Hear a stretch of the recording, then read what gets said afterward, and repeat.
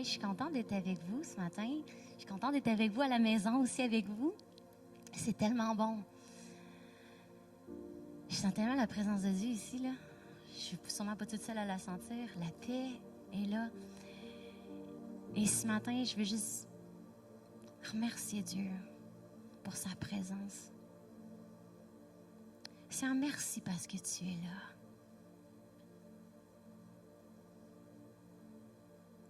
Merci parce que tu es celui qui est, qui était, qui revient. Merci parce que tu ne changes pas. Merci Seigneur parce que tu viens nous parler ce matin. Tu utilises ma bouche pour ta gloire ce matin. Et Seigneur, je prie que chaque personne qui nous écoute en ligne, que chaque personne qui est ici puisse recevoir ce matin de ta part une parole fraîche, un encouragement, une parole de bénédiction. Dans le nom de Jésus. Amen. Amen. Super. Je trouve ça tellement beau parce que la semaine passée, il y a 2 semaines, Pasteur Désiré a partagé sur les priorités.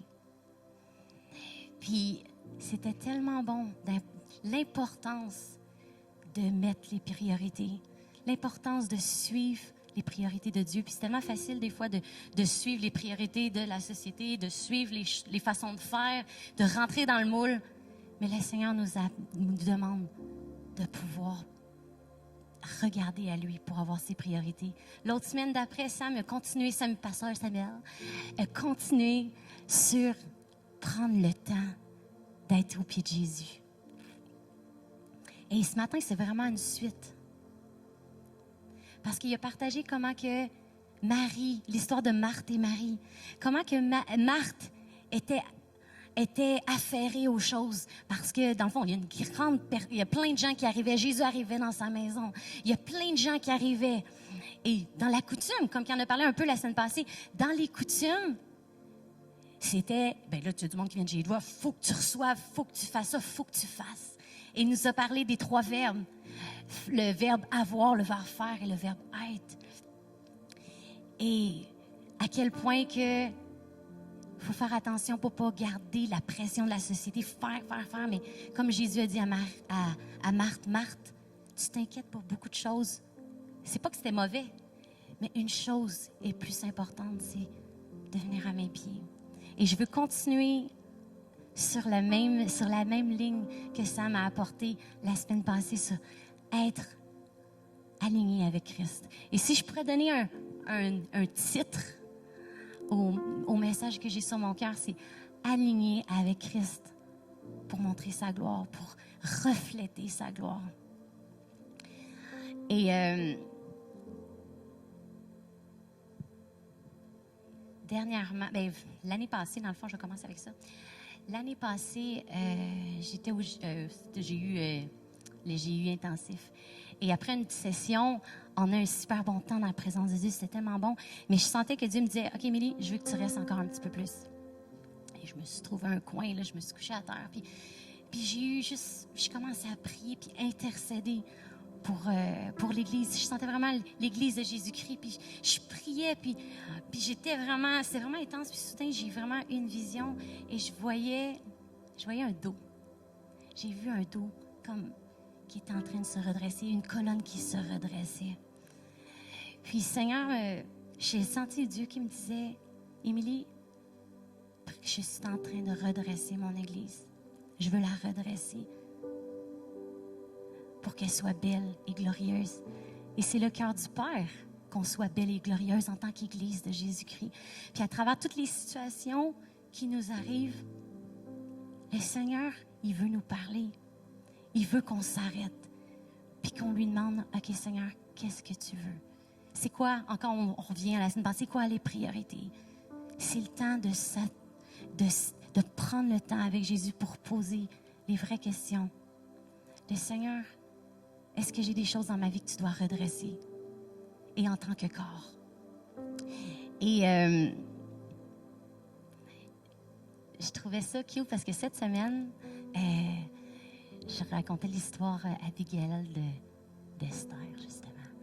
Puis, ça me fait penser comment que on est l'épouse. On est l'épouse que Dieu le Père nous prépare pour donner à Jésus.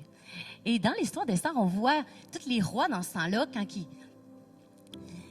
ils préparaient l'épouse, la reine, la future reine, ils ne prenaient pas n'importe qui pour présenter au roi. Mais ils faisaient le tour pour prendre les plus belles femmes. Puis là, c'est l'histoire d'Esther. C'est comme 1 an de préparation, de trempage pour qu'elle soit la plus belle. Puis après, ils choisissaient. Mais ça m'a juste parlé comme quoi que le Père veut donner à son Fils la plus belle, la plus magnifique. Puis c'est l'épouse de Jésus. Et j'aimerais ça regarder avec vous, qu'on puisse tourner ensemble un verset que j'aime énormément. Je pense que c'est dans mes préférés. C'est en Jean 15. Je vais appuyer avec un micro en même temps.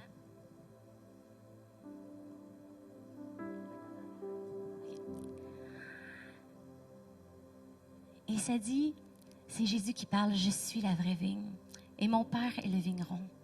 Tous mes sarments qui ne portent pas du fruit, il les coupe, et tous ceux qui en portent, il les taille pour les émonder, afin qu'ils produisent un fruit plus abondant et de meilleure qualité. Vous aussi, vous avez déjà été émondés et purifiés grâce à l'enseignement que je vous ai donné. Demeurez en communion avec moi. Je resterai uni à vous et j'agirai en vous. » Je pense que c'est celle-là mon préféré. Demeurez en communion avec moi.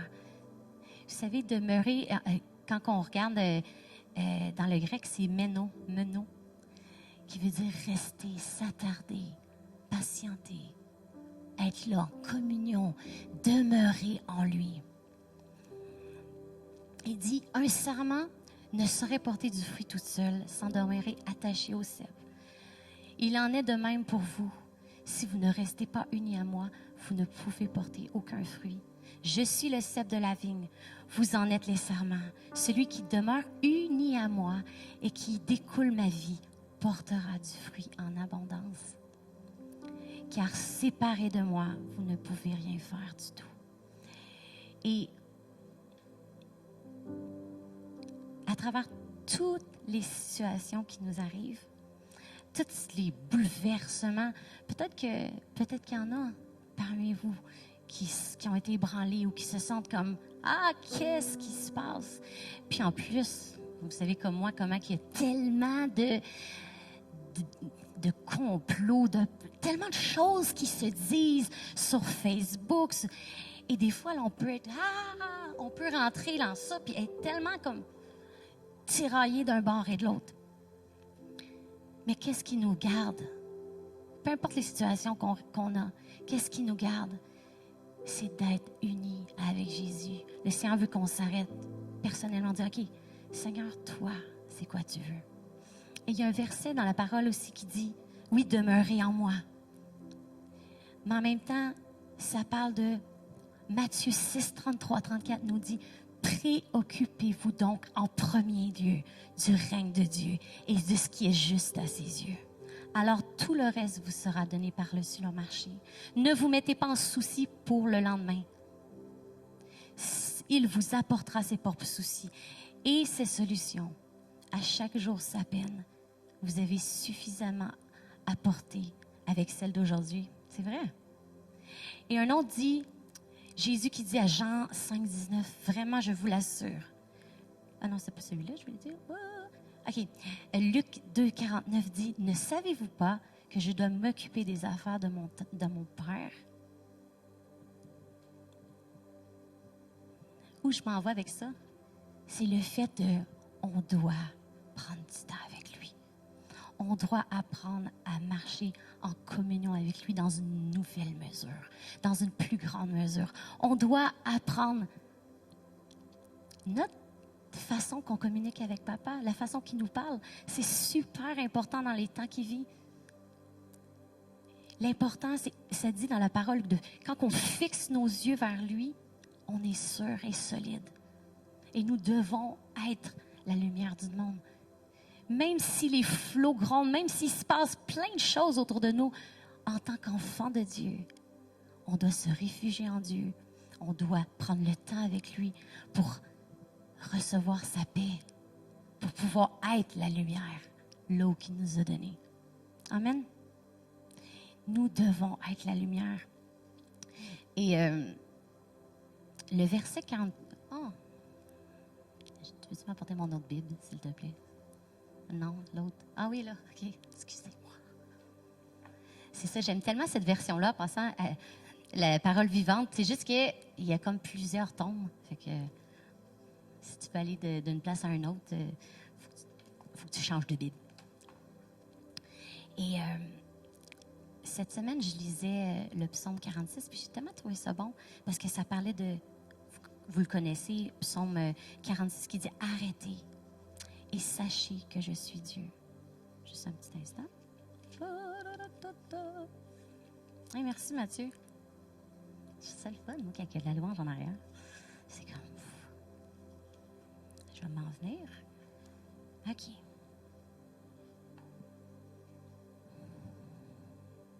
Tournez de page. OK. Dieu est pour nous un rempart, un refuge et un appui, un secours toujours offert lorsque survient le danger.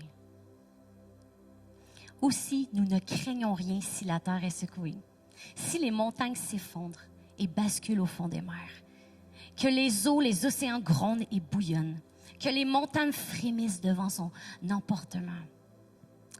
Et au verset 5 dit, il y a un fleuve. Ses eaux sont paisibles. Elles réjouissent la cité de Dieu. Les saintes demeures y sont habitées par le Très-Haut. Dieu réside au milieu d'elles. Elles ne chancellent pas. Dans sa présence, on peut aller. Dans sa présence, on trouve un refuge sûr. Et dans cette saison, nous devons prendre le temps de méditer. Et un petit peu plus loin, ça dit, venez contempler les œuvres et les hauts faits. Puis ce que je trouve ça bien, ce que je trouve ça bon, c'est que je pense que c'est une clé. Quand que tout est brassé d'un bord puis de l'autre, fixons nos yeux vers Jésus et venez contempler les œuvres de Dieu. Venons contempler. Quand tout est ébranlé, nous devons nous réaligner avec le Seigneur puis commencer à déclarer ses bontés, commencer à déclarer qui est. Venir dans sa présence, venir l'adorer. Et sa paix va venir. Et on va pouvoir tenir ferme. Et un petit peu plus loin, il dit, il fait cesser les combats jusqu'aux confins de la terre. Il a brisé l'arc et rompu la lance. Il consume au feu tous les chars de guerre. Au verset 11, arrêtez, dit-il, et reconnaissez-moi pour Dieu. Je triomphe des nations. Je domine sur la terre. Arrêtez et sachez que je suis Dieu.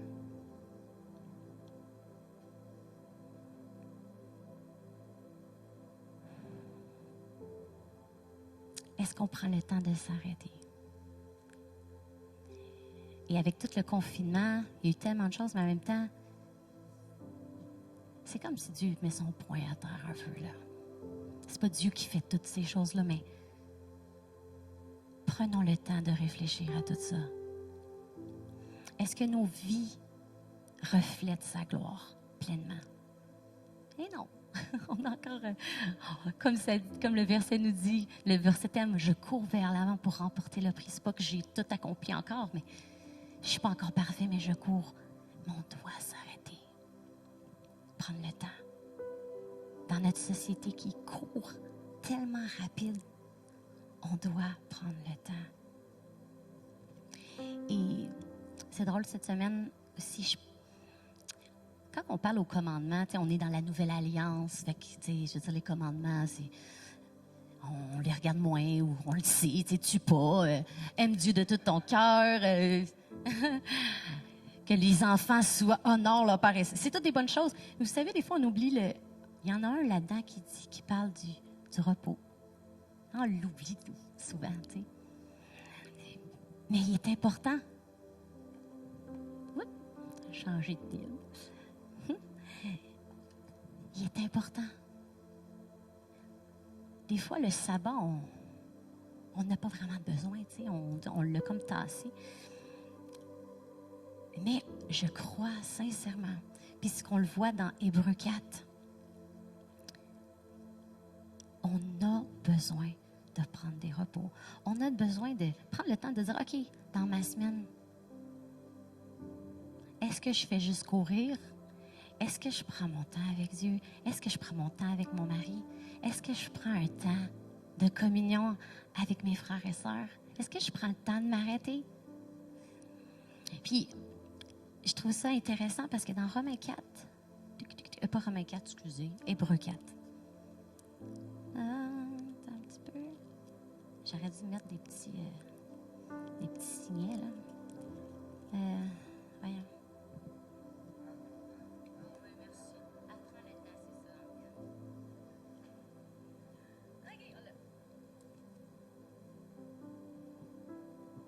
Ça dit au verset 11, « Mettons donc tout en œuvre pour trouver ce repos et pour y entrer. » Puis,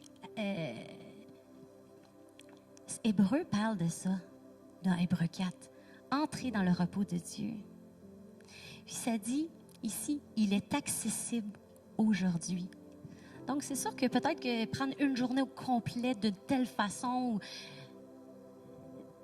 c'est pas une règle comme ça, mais c'est une règle de Dieu pour notre santé. De prendre le temps de... Tu sais, un moment, que ce soit une journée complète ou que tu te splits en 2 jours, c'est pas grave. Mais est-ce qu'il y a un moment où tu t'arrêtes, tu déplugues Internet, hein? Tu déplugues... Je leur dis non, tu déplugues. Des fois, là, les réseaux sociaux, c'est tellement bon. C'est une bénédiction pour connecter avec les gens. Puis, mais de l'autre côté, là, je suis chaude que ça l'amène du stress. Et je dis ça, hein? Ça l'amène du stress. Puis, il faut faire attention de où mettre nos limites, de quoi qu'on se nourrit. Puis même, d'un côté, c'est super bon, mais d'un autre côté, il faut faire attention à ne pas vivre. Des fois, j'avais l'image de, tu sais, des gens qui sont tellement comme leur face comme ça, qu'ils vivent de derrière avec tous les autres. C'est niaiseux, mais il faut faire attention. C'est tellement facile d'être toujours là-dessus, puis qu'on manque notre vraie vie. Puis même, je fais une parenthèse pour toutes les mamans, puis le papa aussi, là. Je suis une maman, fait que je parle en tant que maman, mais prenons le temps de s'arrêter. C'est beau, là, c'est le fun d'avoir les photos sur Internet, puis c'est super, puis je trouve ça beau, c'est magnifique.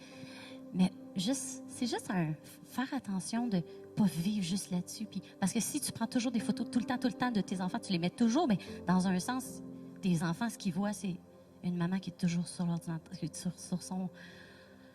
sur son écran. Puis, c'est juste, il n'y a aucun jugement, là. C'est juste une piste de réflexion.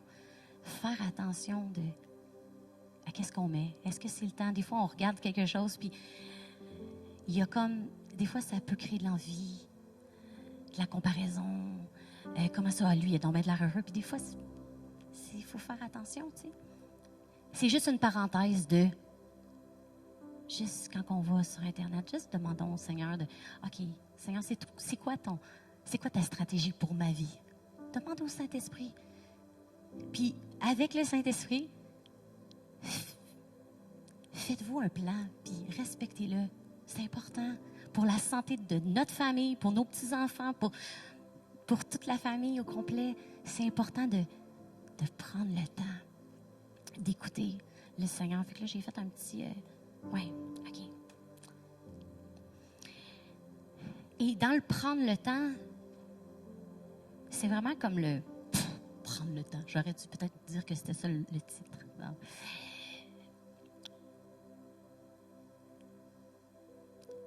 La semaine, v'là, déjà un mois, OK. V'là un mois, on était dans le confinement. Et on était justement en Zoom cette soirée-là. Et finalement, pour ceux qui étaient là, peut-être qu'ils se sont demandé, d'un coup, j'ai disparu. Puis je suis pas revenue. J'ai pas dit bonjour à personne. Mais dans le fond, ma petite fille était descendue en bas. Je regarde mon temps, là. Et là, OK. Elle était descendue en bas. Puis elle dit, maman, il y a les ambulances. Il y a les ambulances en avant. Et puis notre voisine est toute pleine de sang. Puis je m'en vais voir, puis tout ça. Puis finalement, bon, je ne raconterai pas toute l'histoire, mais elle n'était pas si vieille que ça, tu sais. Elle était quand même, tu sais, elle était âgée, mais pas tant que ça, tu sais. Elle était en forme. Puis finalement, elle est tombée dans les marches et elle s'est ouverte. En tout cas, bref, elle est décédée.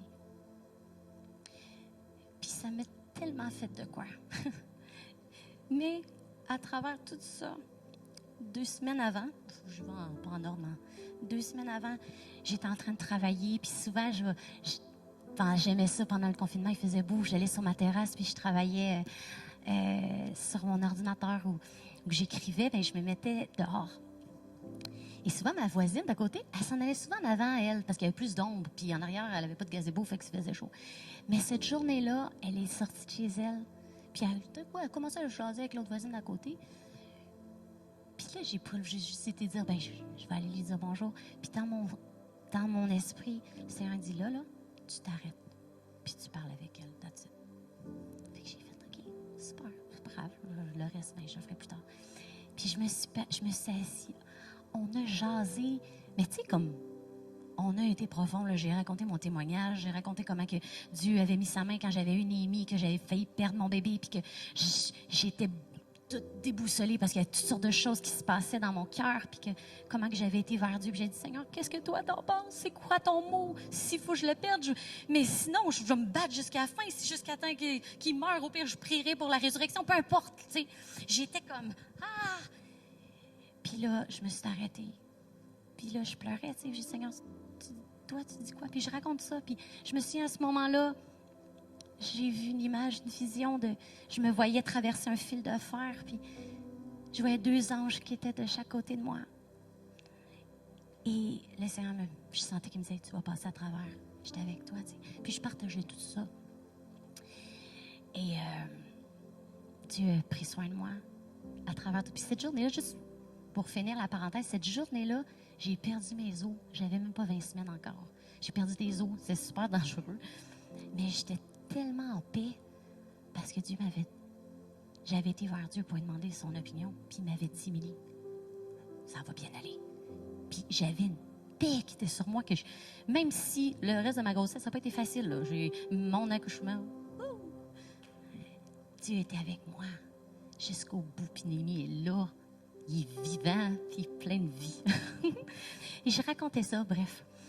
Et on a eu une belle discussion, puis 2 semaines après, elle était décédée. Puis ça m'a quand même tellement shaké. Je dis, oh mon Dieu, merci Seigneur que j'ai pris le temps. Puis c'est tellement important. C'est important de travailler. Il faut être des employés exemplaires. Je suis entièrement d'accord, mais dans nos travails, dans ce que le Seigneur nous demande, il faut apprendre, prendre le temps, comme Jésus. Jésus, il y avait des gens qui venaient, qui couraient vers lui, puis je pense que c'est le centurion qui demande, mon enfant est malade, puis il se dirige, puis il aurait pu, puis il y a eu la femme avec la perte de sang, là, puis elle a été guérie. Vous savez l'histoire, je ne rentrerai pas dans les détails de toute cette histoire-là, mais il aurait pu juste dire, bon, elle est guérie, c'est correct, il y en a un autre qui a vraiment plus besoin. Il ne voulait pas juste guérir son corps, il voulait guérir son cœur. Il s'est retourné. Puis il a dit, mais c'est qui m'a touché? Il a pris le temps. Et en tant qu'Église de Jésus-Christ, on est l'Église. L'Église, c'est pas le bâtiment. Puis là, on le sait, en plus, il est fermé. Laissons parler. L'Église, c'est chacun de nous. On est des pasteurs, là où que le Seigneur nous a envoyés. Il n'y a pas personne qui est plus important là, parce qu'on est ici, là, puis que je parle, puis que juste Dieu a ouvert une opportunité pour que moi, je vous parle aujourd'hui. Il n'y a pas personne de plus important. Il n'y a pas de... On peut s'arrêter avec toutes les... Des fois, on regarde, puis on veut être là, on veut... Soyons là où que le Seigneur nous veut, peu peu importe. Arrêtons-nous pour la personne à côté de nous. Personne ne va le voir. Puis c'est encore mieux parce que ça dit dans la parole que s'il n'y a personne qui te voit, là, ben quand tu vas là au ciel, ça va être Jésus lui-même qui va t'élever puis qui va faire « Wow! Elle a fait ça, personne ne l'a vu! Wouh! » Non, mais des fois, on est dans un monde que... Puis même des fois, ça rentre dans nos cœurs, ça rentre dans l'Église. On veut donc être hot. Ça vient de où, ça, dans la Bible, d'être hot? On a juste besoin d'être comme Jésus. On a juste besoin d'aimer comme Jésus. Aime Dieu de tout ton cœur, de toute ton âme, de toute ta force. Puis aime ton prochain. Arrête-toi pour celui qui est à côté de toi, qui soit petit, grand, boutonneux, peu importe, là. Qui soit... Drôle de comment, en tout cas, bref. Arrêtons-nous pour... C'est important. Et là, je regarde mon temps. Je suis correcte. Je suis dans le temps. Ah, puis...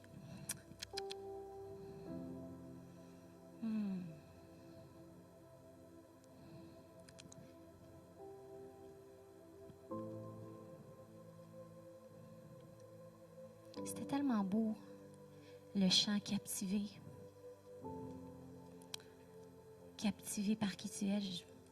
On dirait que je l'avais déjà entendu, mais on dirait que quand ils sont chantés en français, on dirait que je capte plus les paroles, encore plus que quand qui est en anglais, pour ma part. Quand on prend le temps d'être captivé par lui, d'être en amour avec lui, puis de prendre le temps, la vie est tellement plus simple. Des fois, on complique beaucoup de choses. On complique tellement les choses. Puis, je pense que c'est le temps de ralentir le pas, puis de remettre tout en perspective. C'est quoi la vie chrétienne? Je vois. Mais c'est important de se poser ces questions-là.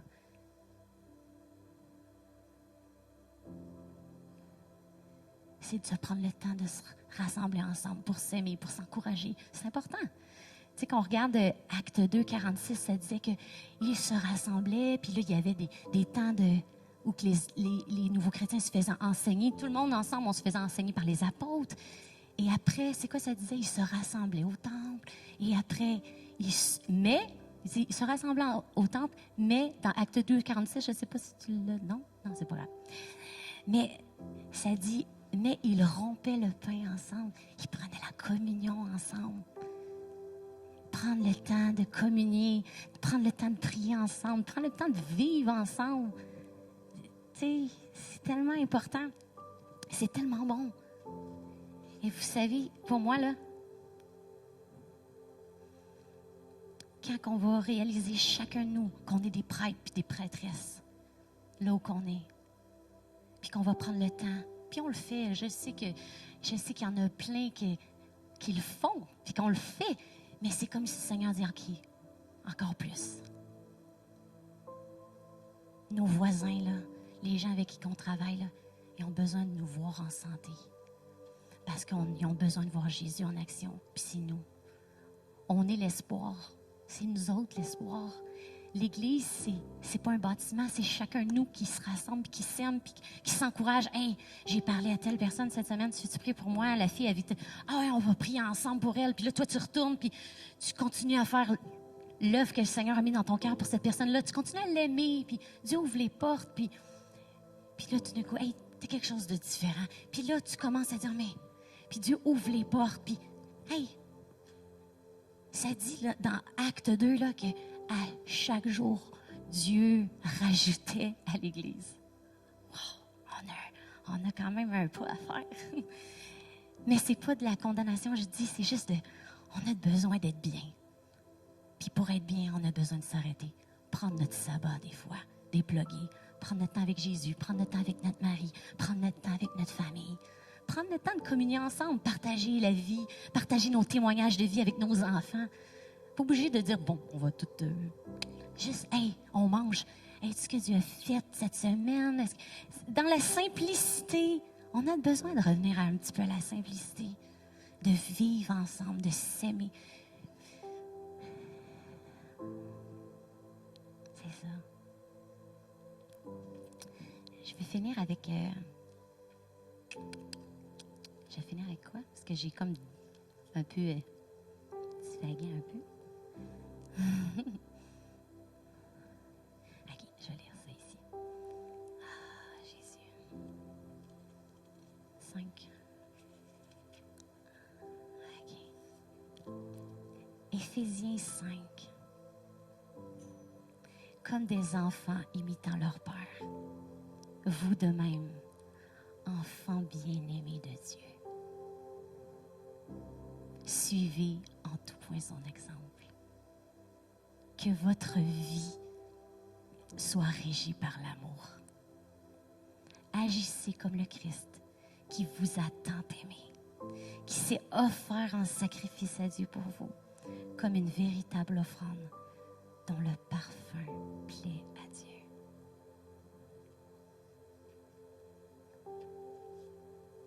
Si on fait ça, là, le reste de tout ce qui peut se passer partout, là, si on garde nos cœurs, puis c'est un ralignement constant. Il faut apprendre à se raligner tout le temps. Parce que les soucis, là, ils arrivent à tout le monde.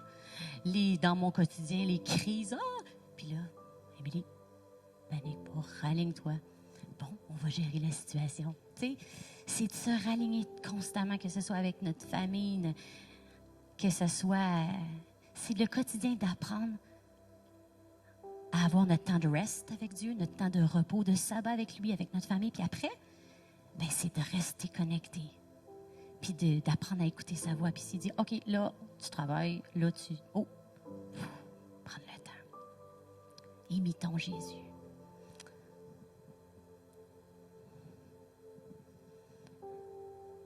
J'aimerais ça il me reste un petit peu de temps encore. J'aimerais ça juste qu'on prenne le temps de parler à papa.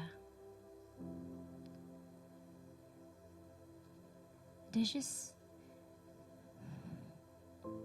comme je vous dis, de prendre le temps de rétrospection. Puis dire, OK, Seigneur, y a-t-il des choses dans ma vie que j'ai besoin de travailler encore? Puis que par ta grâce, tu vas m'aider.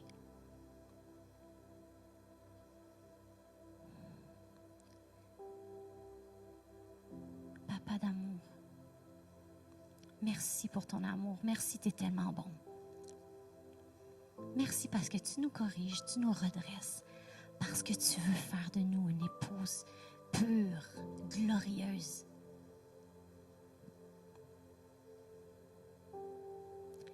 Et qui est l'espoir de ce monde.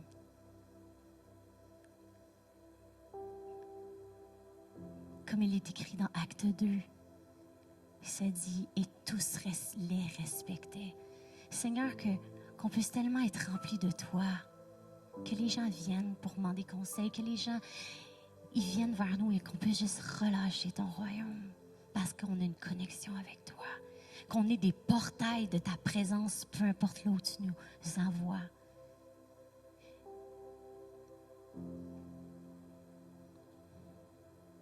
Répands ton esprit sur chacun de nous, papa. Seigneur, je te demande pardon. C'est peut-être des choses que j'ai faites qui t'ont offensé ou qui n'ont pas. Il y a des choses en moi qui ne te glorifient pas. Seigneur, viens émonder. Comme dans Jean 15. Cette vigne que tu émondes parce que tu l'aimes pour qu'elle porte encore plus de fruits. Seigneur, viens nous émonder pour qu'on porte encore plus de fruits. Je sais que des fois ça fait mal, c'est pas le fun. Mais Seigneur, on te dit oui, comme Jésus a dit, non ma volonté, mais la tienne. Non mes choses à moi, non ma gloire à moi, non ce que je veux, mais papa, ce que toi tu veux. Que ton Église brille de mille feux dans ces temps où que c'est noir, où qu'il arrive tellement de choses un peu partout. Que ton Église brille. Que tes enfants soient resplendissants de joie, resplendissants de paix. Parce qu'en toi est le refuge. En toi est notre force, notre forteresse. Tu es notre abri sûr. Tu es notre citadelle.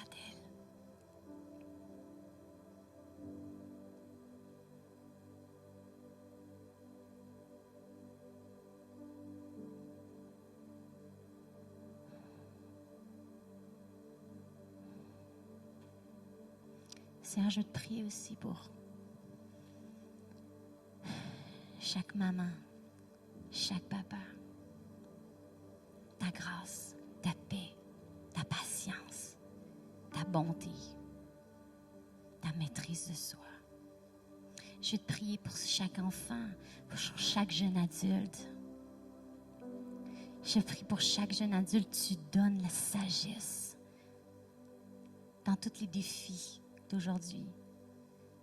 Tu donnes ta sagesse et un esprit de révélation.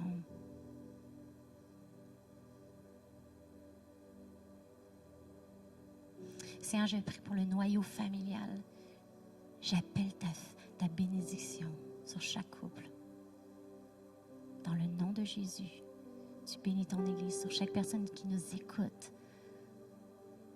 J'appelle la paix. La paix de Dieu qui détruit toute autorité de chaos, toute anxiété. Que dans le creux de tes bras, tout soit brisé dans le nom de Jésus.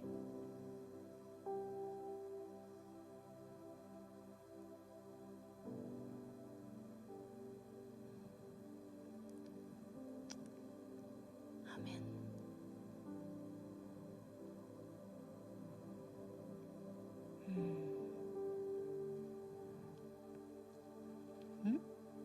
Eh oui. C'était ce que j'avais sur mon cœur.